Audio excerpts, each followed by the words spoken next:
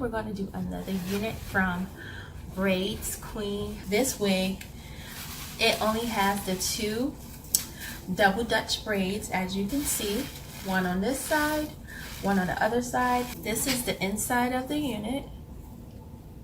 It has the 2 braids, like I said before, so it's going to have 1, 2, 4 combs, 2 in the back, 2 in the front. And this is the lace in the middle going straight down, and the lace that's in the front of the unit as well as the side.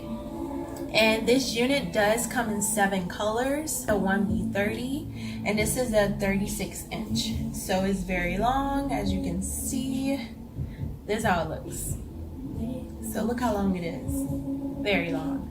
And this is the back of the unit, and it does have the lace in the back. And this is the unit on. As you can see, I do have to cut the lace off.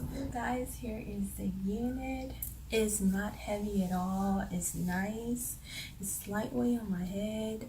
I'll turn it around so you can